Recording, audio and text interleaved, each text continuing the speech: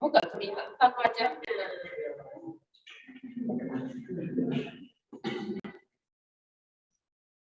Lalu perkenalkan saya Dewi Soleka, dari kampus Jawa Timur.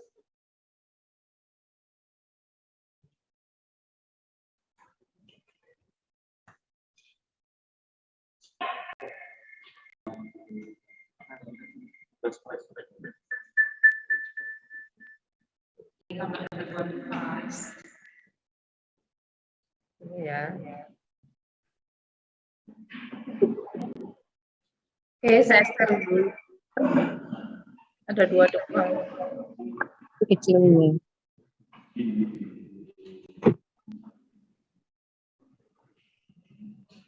Ya, ini saya mute ya.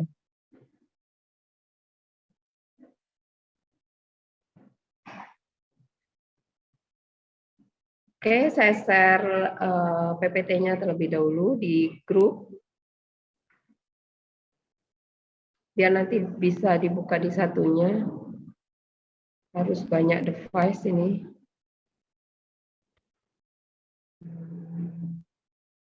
Ini kok opera ya? Ini aja.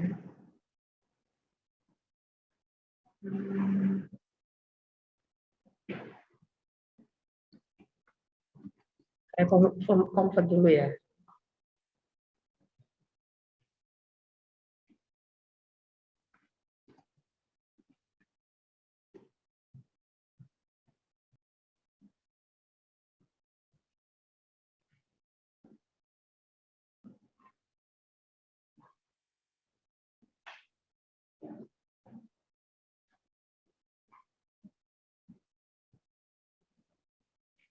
Nanti tetap nabung ya, nabung buat jalan-jalan.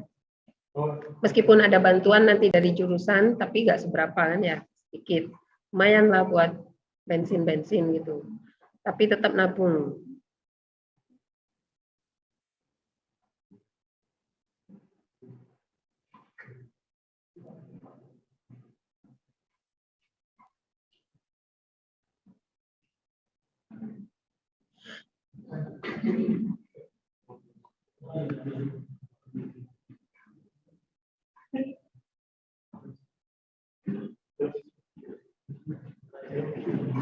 Yang Win suka juga misalnya mau ikut nabung juga, kemudian nanti kita ketemu di tengah, bisa.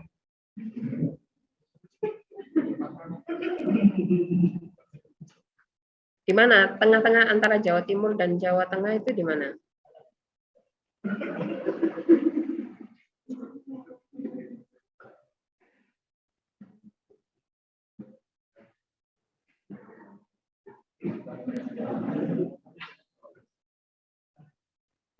Ada masukan di mana?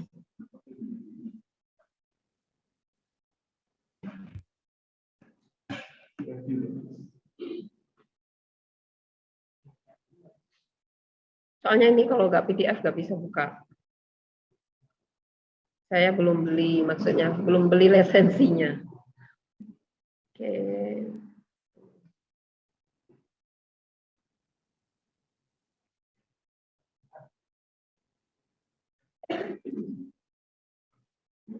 PDF sudah saya kirim di grup ya. Di sini saya share.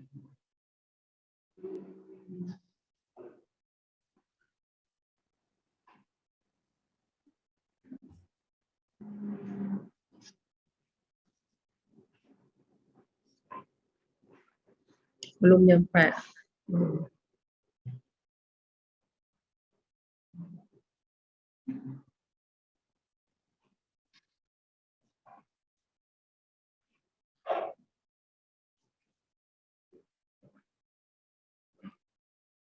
Sini kita buka aja.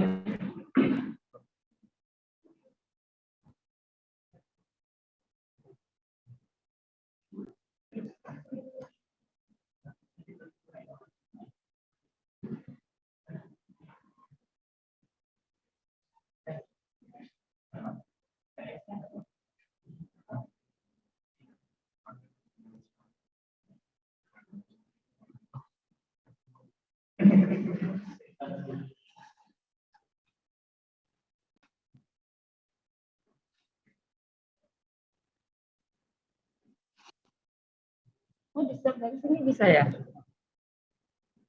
Coba saya share.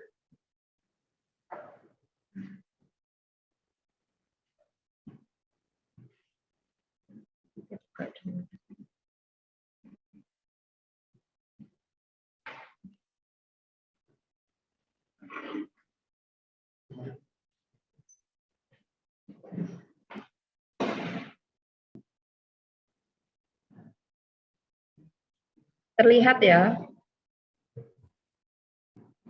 Yang online terlihat? Terlihat, Bu.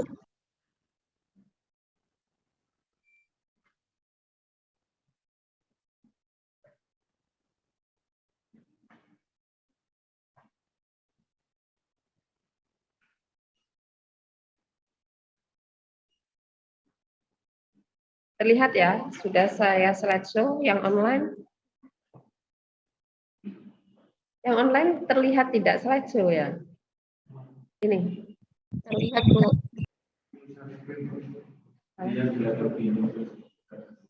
New ses di mana? Ini.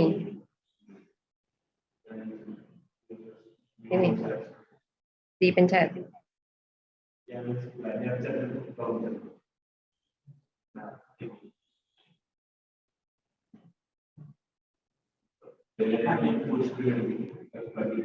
Oh, yang ini. Ini. Sudah terlihat? Sudah. Oke, langsung dimulai ya. Kemarin kita sudah belajar tentang apa mineral, definisi mineral itu apa ya. Kemudian kejadiannya harus di alam kalau kita sintesis di laboratorium meskipun sama struktur dan juga sifat fisik dan sifat kimianya sama, tetapi tetap itu namanya bukan mineral ya. Kalau disintesis di laboratorium. Oke, sekarang kita akan belajar sifat-sifat fisik mineral. Ini kalau yang offline kemarin sempat kita singgung sedikit ya. Jadi ini adalah lapisan di bumi kita. Kandungan mineral yang ada di bumi kita, itu kalau lapisan teratas itu adalah SiO2, kandungan terbesar, 45%. Berarti dia hampir separuh ya. Jadi SiO2 kandungannya di lapisan teratas di bumi kita itu setelah di permukaan itu dia 45%. Kemudian ada MgO di bawahnya, magnesium ya, magnesium oxide. Kemudian ada Fe 8%. Nah, Fe 8% ini karena dia ada di permukaan ya, di bawah kulit bumi. Kan tetapi semakin dalam Fe ini kandungannya dia akan semakin besar, yaitu 86%. Nah, di sini dikatakan bahwa ini kandungan-kandungan yang terbesar di dalam bumi kita. Nah, kalau yang lain itu dia termasuk 3%-nya. Berarti yang lain-lain itu di tabel periodik yang banyak sekali itu, berarti itu 3%-nya ya. Yang lainnya itu ini yang kandungannya yang terbesar. Oke, kita lihat. Tentunya oksigen ya yang terbesar, kemudian baru silika. Ini adalah komposisi dari bumi kita. Kalau komposisi di bulan, kemudian di planet lain, itu kan butuh penelitian lebih lanjut ya. Kan tetapi di bulan sudah diketahui bahwa batuan-batuan yang ada di bulan itu memang tersusun oleh beberapa mineral.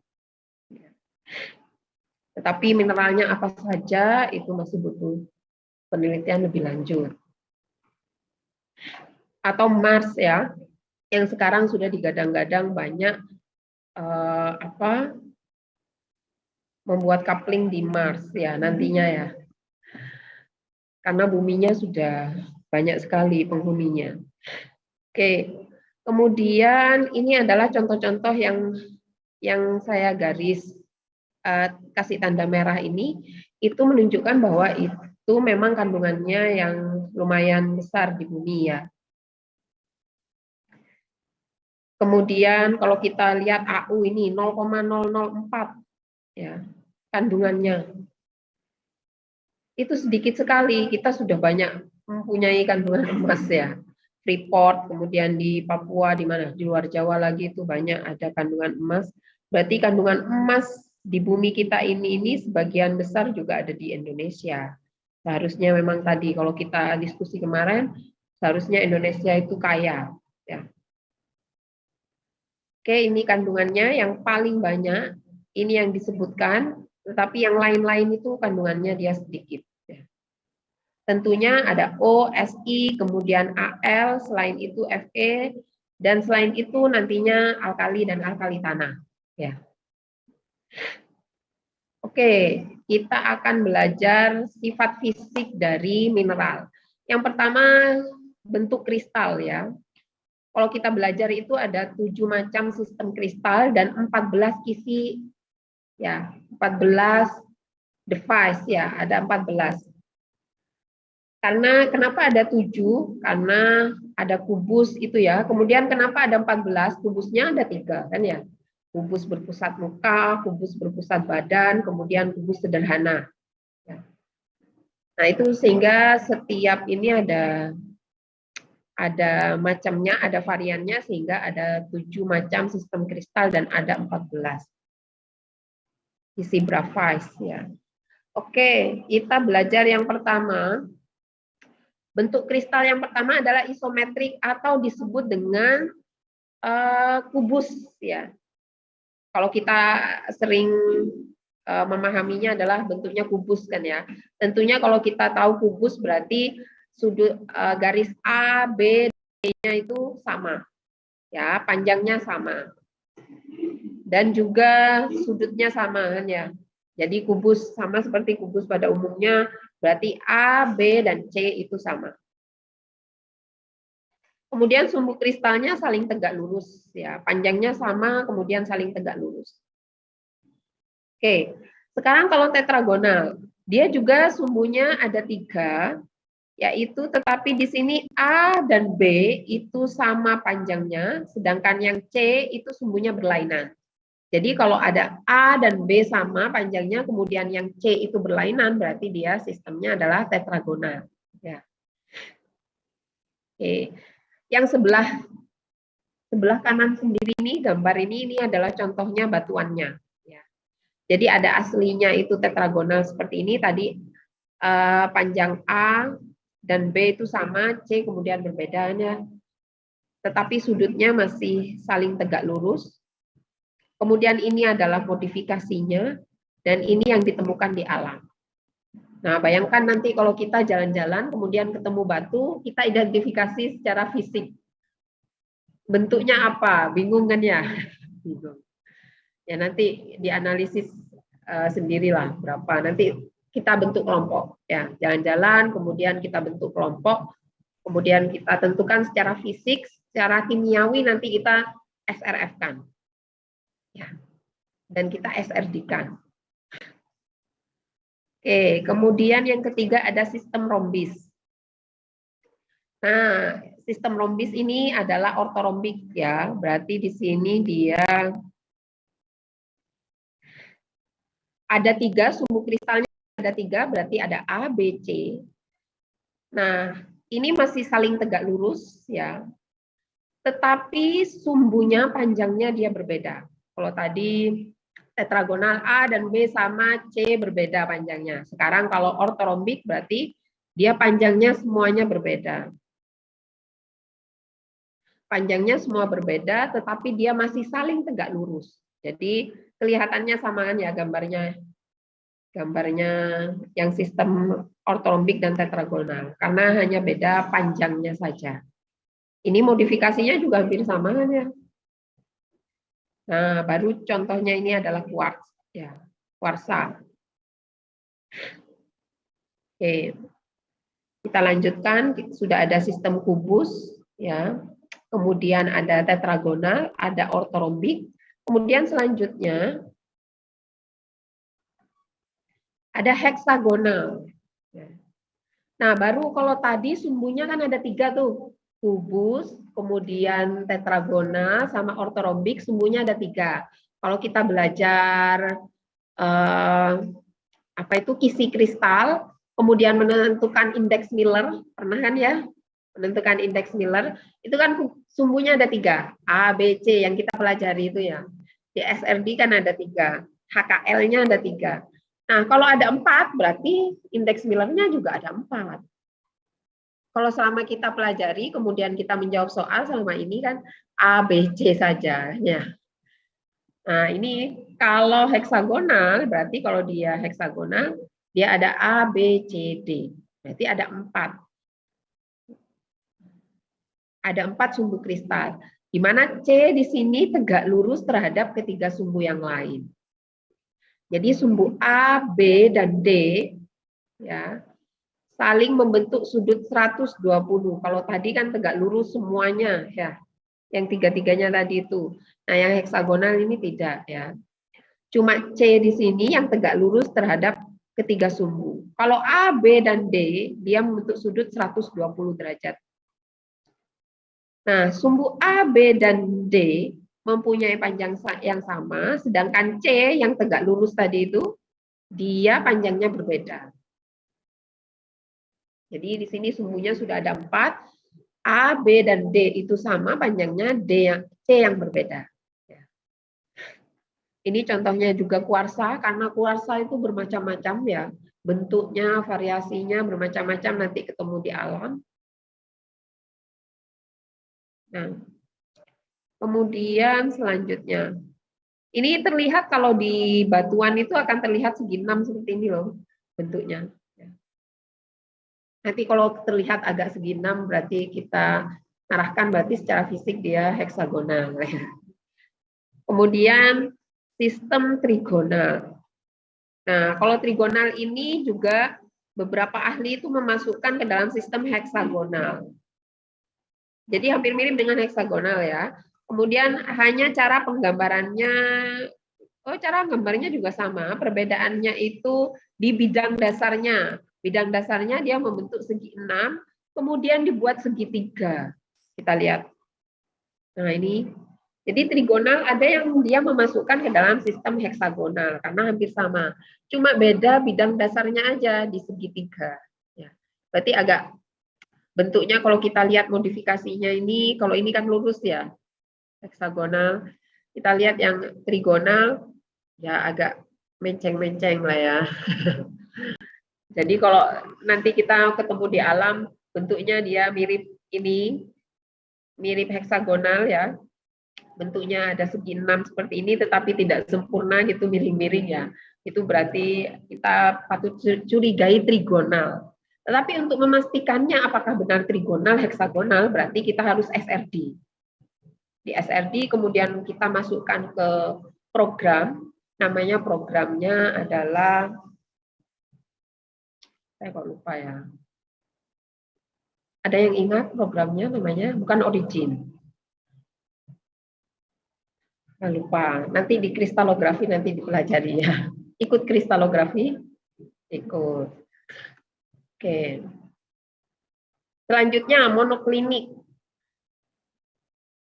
Nah, kalau monoklinik ini kita lihat di sini sumbunya, nah satu sumbu yang miring dari 3 sumbu yang dimilikinya. Berarti ada 3 sumbu lagi. Tadi kalau kita lihat trigonal dan heksagonal itu ada 4 sumbu ya. Kita lihat monoklinik ini ada 3 sumbu lagi. Kemudian ada 1 yang miring sumbunya. A tegak lurus terhadap sumbu B, dan B tegak lurus terhadap sumbu C. Tetapi C tidak tegak lurus terhadap sumbu A. Berarti C-nya ini miring. Ya. Oke, kita lihat di sini contohnya. Kalau kita lihat ini sistem monoklinik yang asli, kemudian ini modifikasinya. Oke, kita lanjutkan. Kemudian ada triklinik. Nah, yang triklinik ini dia ketiga sumbunya itu tidak saling tegak lurus, berarti miring-miring semua ya. Berarti dia sudutnya bukan 90 derajat Celcius, 90 derajat ya. Berarti dia miring-miring semuanya karena ketiga sumbunya itu tidak saling tegak lurus ya. Kemudian panjangnya juga masing-masing sumbu tidak sama. Berarti bentuknya nanti terlihat tidak beraturan ya. Jangan kemudian jalan-jalan, wah bentuknya tidak beraturan, triklinik aja gitu. Oke. Oke, dilanjutkan. Kemudian sifat fisik yang kedua yang kita pelajari adalah warna. Nah, di sini dikatakan warna mineral memang bukan merupakan penciri utama untuk membedakan antara mineral yang satu dan yang lainnya. Nah, akan tetapi di sini paling tidak ada warna yang khas yang untuk mengenali ada unsur tertentu di dalamnya. Jadi ada khas warna, oh ternyata di dalamnya ada mengandung unsur ini dengan warnanya. Ya. Tetapi bukan penciri utama, ya. Jangan kemudian disalahartikan dengan warna merah itu ada Fe-nya, tapi bukan penciri utama, ya. Tapi paling tidak kita dapat meramalkan, oh kemungkinan ada unsur X di dalamnya. Contohnya di sini, kalau warnanya gelap, mineralnya itu mengindikasikan ada unsur besi. Nah, kalau batu-batu, kalau kita lihat, banyak kan gelap kan ya. Tapi ada yang abu-abu terangannya. Ada yang gelap banget. Nah, itu mengindikasikan adanya unsur besi. Tetapi untuk memastikannya, tetap kita harus SRF. Pakai instrumen. Ya. Pakai instrumen. Kemudian, kalau warnanya terang, berarti dia banyak aluminium. Berarti kan kalau kita jalan-jalan kebanyakan warna batuan kan tidak bagus ya. Cuma membedakan ada gelap, ada lebih terang gitu ya. Kalau lebih terang berarti banyak mengandung aluminium. Ini ada beberapa, misalnya warna yang khas di sini. Contohnya kalau putih, misalnya kaolin ya. Kaolin itu adalah lempung. Kemudian ada gypsum, ada quartz. Tetapi yang milky, berarti kuarsa susu. Jadi ada beberapa yang putih, tetapi kenyataannya kalau kaolin itu bukan putih, warnanya kemudian putih sekali gitu, tidak. Ada warna agak kekuningan. Ya. Tergantung juga daerahnya ya. Di alam itu, mineral itu bersatu dengan mineral yang lain, warnanya akan berbeda. Kemudian kalau kuning, warnanya kuning itu ada belerang. Kalau di Malang itu ada Cangar ya, pemandian air hangat yang ada belerangnya, kan ada kuning-kuning itu. Pas di sumbernya ya, bukan di sungainya. Beda lagi kalau di sungainya kuningnya itu apa? Pas di sumbernya kalau kita mandi itu kan muncul itu kuning-kuning, nah itu belerang. Kalau di Jogja mungkin ada pemandian air panas, tapi saya tidak tahu ya, karena jarang jalan-jalannya. Oke, kemudian kalau warnanya emas, ya bisa tentunya emas AU ya, warnanya dia emas. Kemudian ada pirit, pirit itu adalah FeS2. Kemudian ada kalkopirit, ini masih golongan pirit kan ya, CuFeS2. Kemudian kalau warnanya hijau bisa itu klorid ya, Mg, kemudian ada Fe-nya, kemudian ada Al-nya, atau malasit dia Cu, CO3, CuOH2. Kemudian yang warna biru azurit, kemudian beryl. Ya. Kalau merah berarti dia ada Fe-nya kemungkinan ya. Coklat dia juga ada Fe-nya ya. Tetapi kita tahu kalau tadi itu kalau warnanya gelap berarti kandungan Fe-nya lebih banyak. Kemudian abu-abu bisa ada PbS di sini, hitam bisa biotit contohnya ini. Kemudian ada grafit. Grafit kita tahu ya, ujung pensil ya. Ujung pensil itu kan grafit. Warnanya hitam, karbon. Kemudian ada augit. Ini contoh-contoh ya. Kita bisa mengenali dari warnanya. Oh, ada kandungan unsur apa di dalamnya. Bisa memperkirakan. Oke.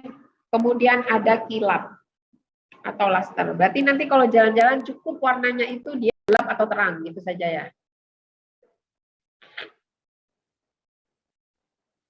Kemudian kilap atau luster. Nah, kilap ini merupakan penampakan atau cahaya yang dipantulkan oleh permukaan mineral saat terkena cahaya.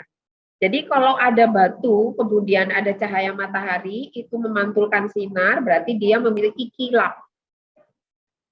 Karena ada banyak batu yang dia ada sinar matahari yang tidak dipantulkan. Ya, berarti dia tidak memiliki kilap. Nah, kilap ini dibagi menjadi dua. Ada kilap logam, kemudian ada kilap bukan logam. Nah, yang pertama adalah kilap logam. Bila mineral tersebut mempunyai kilap seperti logam, bila terkena cahaya, biasanya berarti dia mengandung mineral-mineralnya itu mengandung logam. Contohnya emas lah ya. Grafit ini, grafit kalau dalam bentuk batuan hamparan gitu ya, itu juga kilap ya. Tapi jarang ya kita nemui kalau di jalan-jalan biasa itu kemudian ketemu batu, ada sinar cahaya matahari, kemudian dia mempunyai kilap seperti logam gitu kan jarang ya. Kebanyakan yang tidak. Kalau di sekitar kita, tapi kalau kita mencari batuan sampai menggali itu siapa tahu ketemu. Ini kalau kilap logam berarti dia kilapnya seperti logam kalau terkena cahaya. Berarti mineralnya mengandung logam. Sedangkan kalau kilap bukan logam kebalikannya, dia kalau ada sinar matahari dia tidak mengkilap seperti logam gitu ya. Jadi tidak memantulkan cahaya itu. Nah, ini kilap bukan logam masih dibagi lagi. Ya. Kita cukup tahu aja di sini dibaca ada kilap logam, kilap non logam. Jangan kemudian dihafalkan terbagi lagi kilap bukan logam, ada kilap intan, kilap kaca, nggak usah ya. Tapi cukup tahu saja. Tapi garis besarnya tahu bahwa ada kilap logam dan kilap non logam. Jadi nanti pertanyaannya, ujiannya juga saya tidak menuntut untuk menghafalkan ini. Banyak sekali nih ciri-ciri fisiknya mineral ya. Oke, yang pertama ada kilap intan. Jadi dia memberikan kesan cemerlang seperti intan. Waduh, ini intan saja belum pernah ketemu ya, belum pernah lihat. Kalau terkena matahari seperti apa? Ya. Kemudian kilap kaca, berarti dia memberikan kesan seperti kaca. Misalnya kuarsa. Ya. Kemudian kilap sutra. Ini kalau ada contoh-contoh batuannya, kemudian ada sinar matahari, kemudian kita praktekkan itu lebih baik. Karena batuannya sulit ya, dan kalau mau beli bisa saja sih ya, tapi mahal ya. Kalau mau dibeli semuanya ini contoh-contohnya, wah. Kita cukup tahu aja bahwa secara garis besar ada kilap logam dan non logam gitu aja. Karena ini banyak sekali ya. Yang terakhir ini yang sering kita temui, kilap tanah ya. Seperti tanah lempung, berarti dia tidak berkilap seperti logam gitu ya.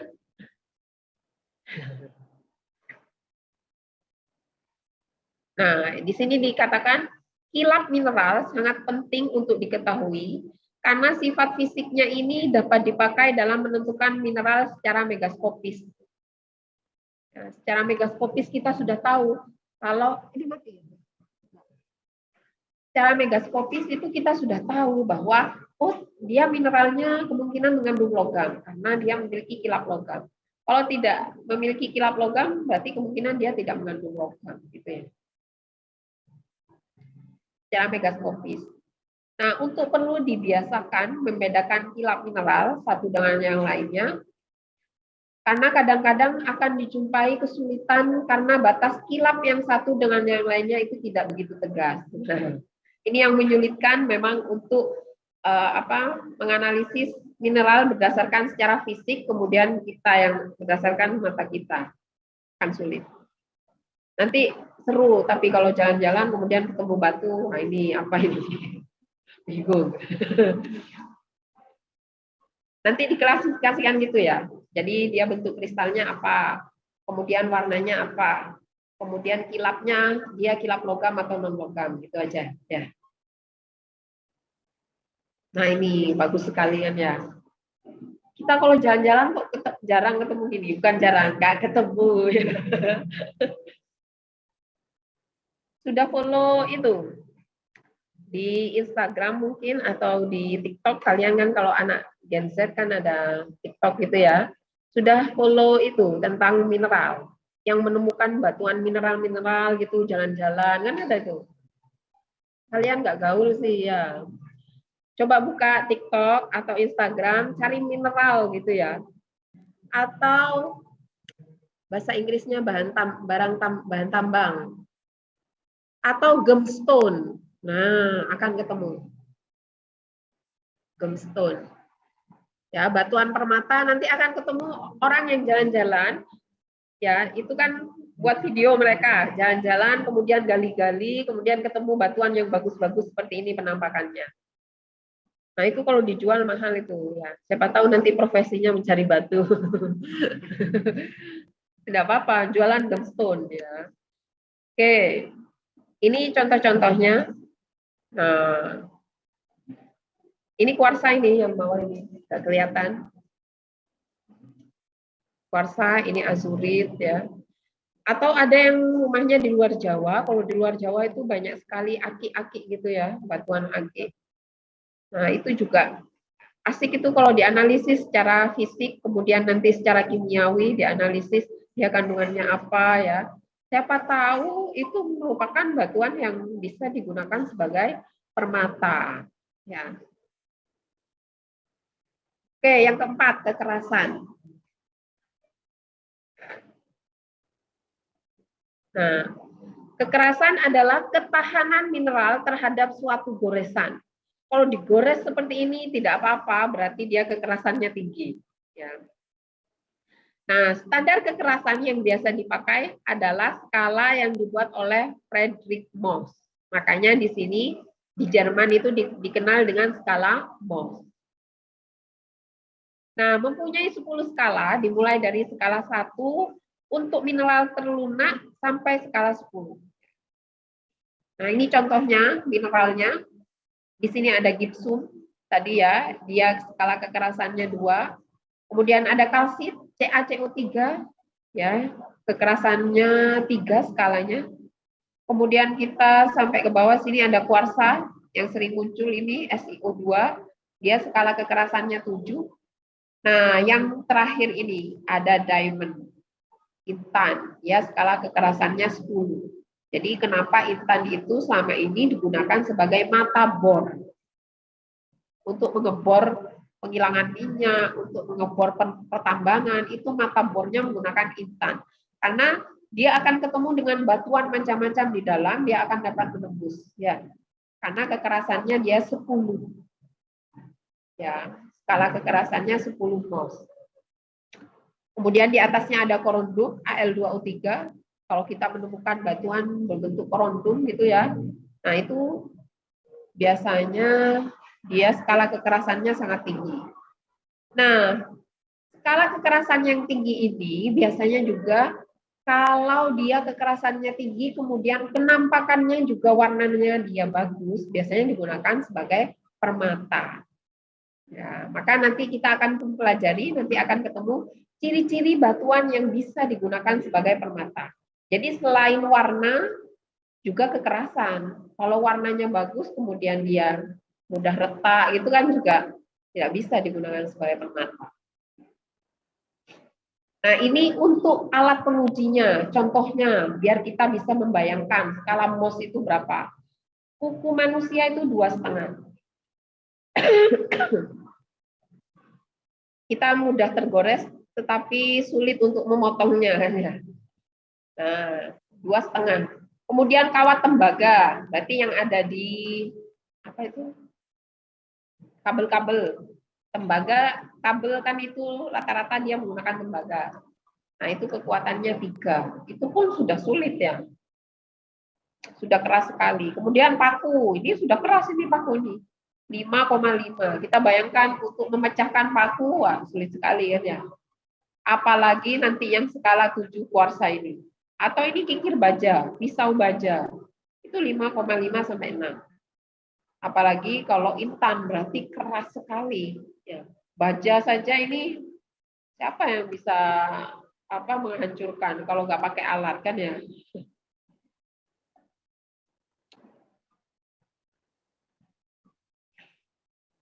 Kaca saja ini digores itu ada kaca yang dia sulit digores, ada yang memang mudah digores. Tapi untuk memecahkannya tanpa alat atau kita jatuhkan itu sulit. Ya.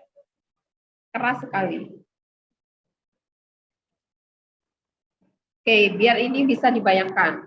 Kekerasan skala Mohs itu 2 itu seperti apa? Biar bisa dibayangkan ya. Oke, kemudian cerat.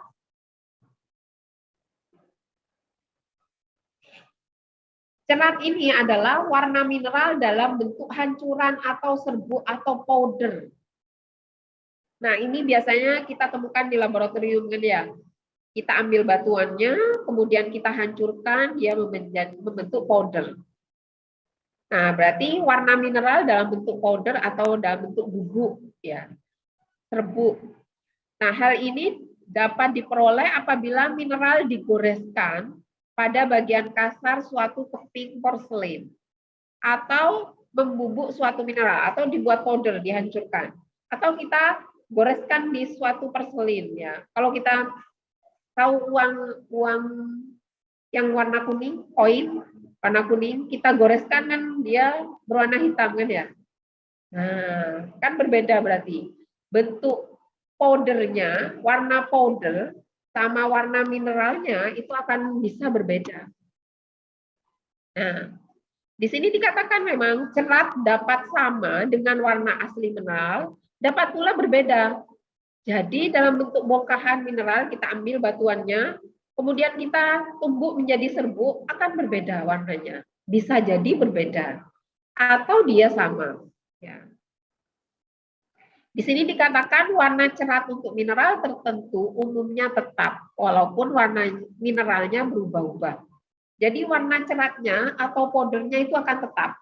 Tapi warna mineralnya bisa berubah-ubah, tergantung misalnya dia bergabung dengan mineral apa, atau dia ada di daerah mana ya ditemukannya. Tetapi warna powdernya sama. Ya, kalau kita tumbuk nanti warnanya sama. Itu warna cerat. Ini beberapa contohnya. Ini tadi pirit ya, berwarna keemasan, namun jika digoreskan pada porselin akan meninggalkan jejak berwarna hitam. Tadi contohnya koin itu. Koin yang berwarna kuning kita gosok-gosokkan di tembok warnanya kan hitam. Ya, berarti warna cerat atau warna bubuknya itu akan berbeda dengan mineralnya. Bisa jadi ada yang berbeda, ada yang tidak tadi ya. Kemudian hematit ini berwarna merah, tetapi kalau kita goreskan di porselin dia berwarna kecoklatan. Kemudian ada augit, warnanya abu-abu kehijauan. Ini contoh-contohnya. Di sini dikatakan yang di dalam kurung itu ya, warna serbuk atau powder atau bubuknya itu lebih khas dibandingkan dengan warna mineralnya. Berarti yang tadi yang tetap itu warnanya adalah warna bubuknya atau powdernya. Sehingga dapat digunakan untuk mengidentifikasi mineral. Ya. Oke, selanjutnya. Bisa dibayangkan ya, berarti nanti kalau jalan-jalan, kita jadi jalan-jalan ketemu batu, berarti kita klasifikasikan tadi itu, mulai dari bentuk kristal, warna, kemudian kilat, kemudian cerat, gitu ya. Nanti kita gosokkan kemana gitu ya, kalau berbeda berarti tulis saja warnanya ketika digosokkan warnanya apa, mineralnya warnanya apa. Kalau sama, dituliskan sama. Oke, kemudian selanjutnya belahan. Ini kalau dibelah, mineralnya kalau dibelah, berarti kalau dia dibelah bisa dia satu arah atau lebih, ya. Di sini dikatakan belahan merupakan salah satu sifat fisik mineral yang mampu membelah oleh ini apa ya? Bila mineral kita pukul dan tidak hancur, tetapi terbelah-belah menjadi bidang belahan yang licin. Jadi mineralnya kita sengaja pukul-pukul, kemudian dia tidak hancur tetapi membelah. Ya, berarti dia memiliki sifat belahan itu tadi ya. Di sini dikatakan tenaga pengikat atom di dalam struktur kristal tidak seragam ke segala arah. Oleh sebab itu, bila terdapat ikatan yang lemah melalui suatu bidang, maka mineral di sini akan cenderung membelah melalui satu bidang. Nah, nanti belahannya itu dia akan nampak berjajar dan teratur. Berarti kalau pengikat atomnya dia lemah, ya tidak seragam, maka dia akan terbelah, kan ya, mudah terbelah. Nah, terbelahnya itu dia bisa ke segala arah atau dia bisa satu arah. Kita lihat contohnya ya. Nah, di sini ada mineral yang mudah membelah, contohnya adalah kalsit. Ya, kalsit itu apa kemarin? Kalsit, lupa. Itu kan kalsit nama mineral, nama kimianya, rumus kimianya. Kalsit.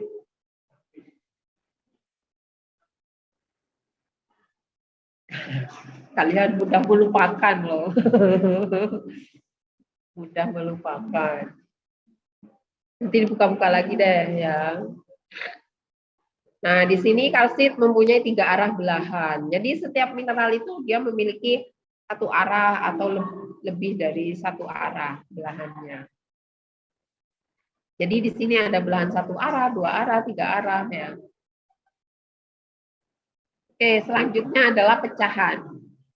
Kalau kita lihat-lihat di sini berarti tidak mudah untuk menganalisis sifat fisik mineral secara mata kita ya. Tidak mudah mengelompokkan. Kemudian di akhir misalnya sudah menganalisis di akhir, oh ini berarti mineral apa, sulit untuk menentukan. Kita harus membutuhkan tadi instrumen. Tapi seenggaknya kita secara fisik kita harus menganalisis lah ya. Kemudian pecahan. Pecahannya kecenderungan mineral untuk terpisah-pisah dalam arah yang tidak teratur. Apabila mineral dikenai gaya. Nah, di sini banyak sekali ya. Pecahan mineral ada beberapa macam, ada konkoidal. Nah, ini jangan dihafalkan ini, cukup tahu aja bahwa ada pecahan ya. Pecahannya itu bisa terpisah-pisah dalam arah yang tidak teratur. Kemudian berat jenis. Nah, ini penting ini. Nah, perbandingan antara berat mineral dengan volume mineral. Cara yang umum yang bisa menentukan berat jenis yaitu dengan menimbang mineral tersebut terlebih dahulu. Setelah menimbang, misalnya beratnya X gram. Kemudian mineral ditimbang lagi dalam keadaan di dalam air. Misalnya beratnya Y gram. Nah, berat terhitung dalam keadaan di dalam air adalah berat mineral dikurangi dengan berat air. Karena kita sudah tahu berat air berapa ya. Yang volumenya sama dengan volume butir mineral tersebut. Itu cara mudahnya. Berarti kita nimbang dulu, kemudian menimbang dimasukkan ke dalam air, kemudian berat terhitung dalam keadaan di dalam air adalah berat mineral dikurangi dengan berat air. Volumenya harus sama ya. Ya, yang paling kita tahu itu adalah batu apung kan ya. Batu apung kalau kita masukkan ke dalam air akan mengapung. Berarti dia beratnya di bawah berat massa jenis dari air. Sifat dalam. Karena kalau kita jalan-jalan tadi itu tidak bawa timbangan kan ya. Jadi cukup kita masukkan ke dalam air, kalau misalnya dia tenggelam, berarti dia lebih berat massa jenisnya dari air gitu aja. Sifat dalam. Nah, sifat dalam ini adalah sifat mineral apabila kita berusaha untuk mematahkan, memotong, menghancurkan, membengkokkan atau mengiris.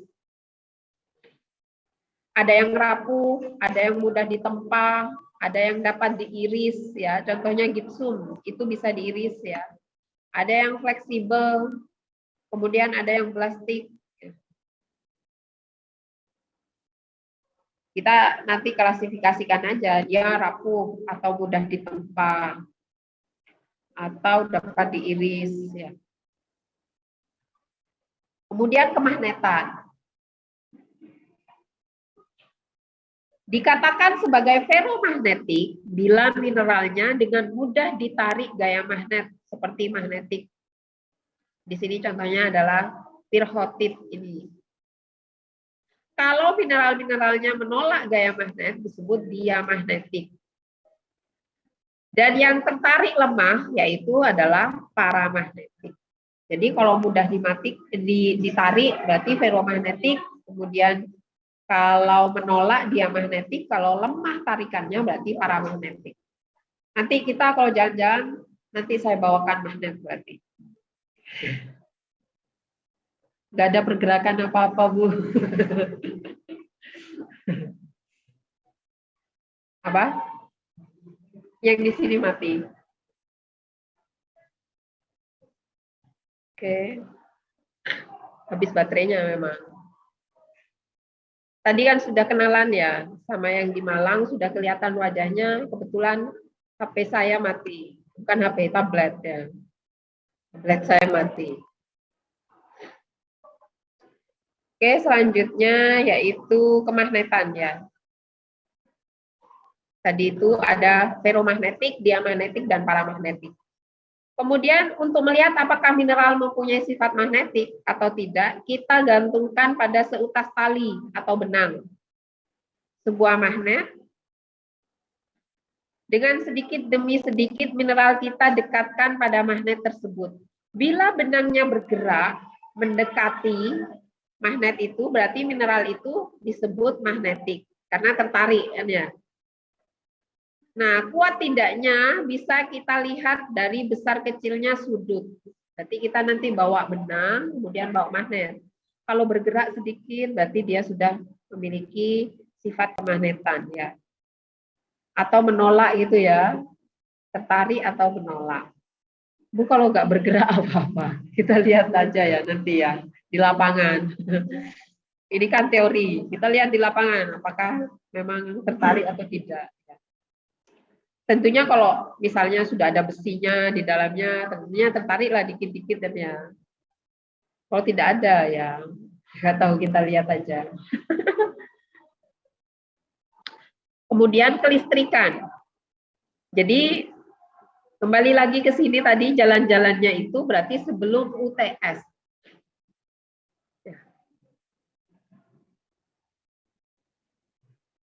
Berarti bentar lagi ya. Mengapa seperti itu? Karena mumpung selesai tentang sifat fisik, sifat kimia, kemudian kita belajar batuan, baru setelah itu jalan-jalan. Masih fresh kan ya? Ikatannya masih oke.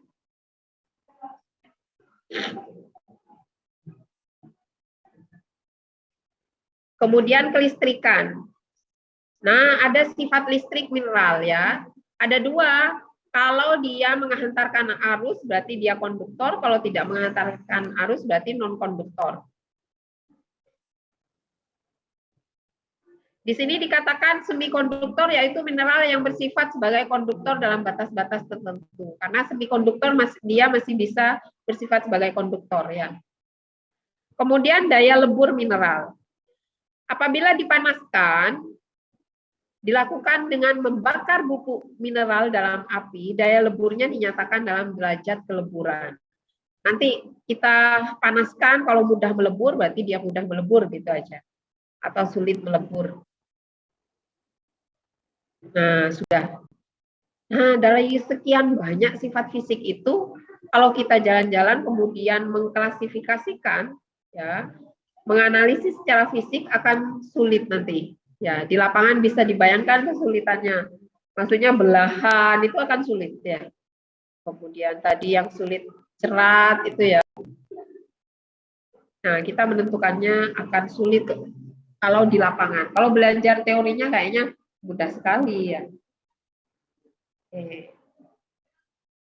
Ada pertanyaan?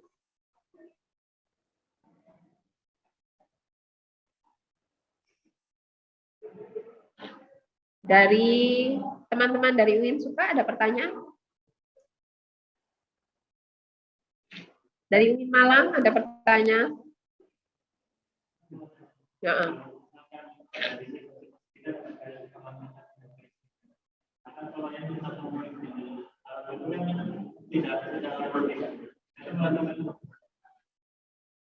Memang kalau di alam dalam bentuk batuan itu kan tidak murni mineralnya.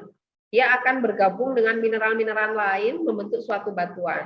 Kan tetapi kita dapat menentukan kemagnetannya. Kemagnetannya kita cuma menentukan oh dia tertarik, oh dia menolak, atau dia tidak bereaksi apa-apa. Berarti tidak memiliki daya magnet.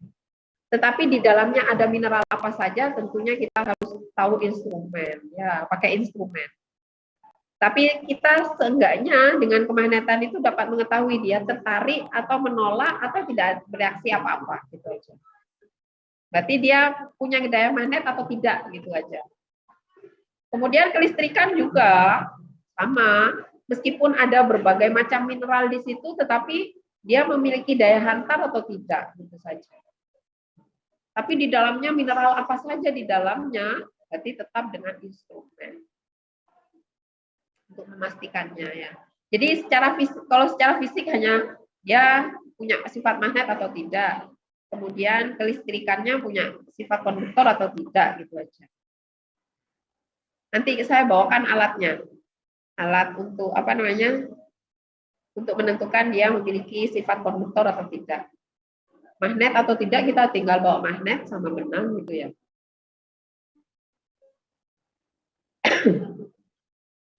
Gimana? Teman-teman Winsuka juga tertarik untuk ikut jalan-jalan? Tapi ongkos biaya sendiri ya. Siapa tahu nanti ya menabung kemudian mau ikut gitu, wah seru sekali. Nanti kita langsung belajar praktek di alam.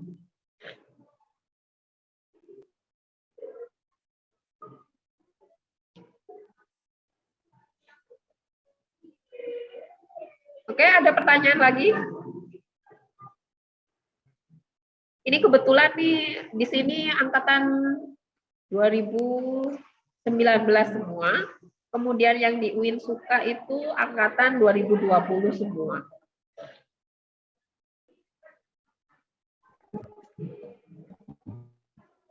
Sudah? Sudah cukup mungkin ya? Minimal kita sudah berhasil untuk percobaan pertama bertemu dalam dua bentuk metode, ada hybrid ya. Berarti untuk selanjutnya saya persiapkan secara maksimal, nanti baterainya saya isi atau nanti saya bawa kamera gitu ya. Ya, nanti saya bawa kamera, saya berdirikan di sini biar tidak usah pakai tablet. Oke, sudah tidak ada pertanyaan. Nanti selanjutnya kita akan belajar sifat kimia ya.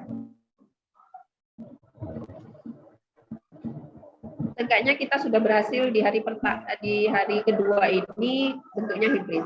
Untuk pertemuan lagi bisanya kapan? Apakah kita tetapkan hari Senin ini jam 8, 10?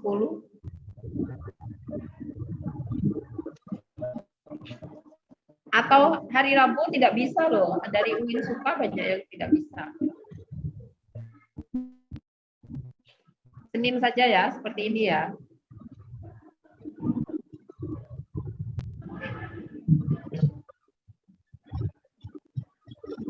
Anissa sama Indah tadi sudah kenalan? Yang ikut online? Belum. Anissa kenalan dulu, Anissa, sebelum ditutup. Kamu belum memperkenalkan diri, Anissa. Oke, Indah. Kenapa kamu pakai masker di rumah, Indah? Iya, Bu, hadir. Oke, kenalan dulu Anissa. Anissa belum. Perkenalkan, nama saya Zakia dari Win Malang. Salam semuanya. Panggil aja Anis. Asalnya Jombang. Oke, Jombang. Indah. Assalamualaikum warahmatullahi wabarakatuh. Perkenalkan, nama saya Indah Hairati Nisa. Asal saya dari Demak. Oke. Sudah ya, berarti ya. Mudah-mudahan di pertemuan selanjutnya kita akan belajar tentang sifat kimia mineral dan juga batuan. Kita sudah masuk ke batuan. Kita akan belajar berbagai macam batuan ya. Oke. bisa saya akhiri ya pertemuan kali ini dengan bacaan hamdalah, alhamdulillahirabbil alamin. Oke, saya akhiri pertemuan ini. Assalamualaikum warahmatullahi wabarakatuh. Warahmatullahi wabarakatuh. Oke.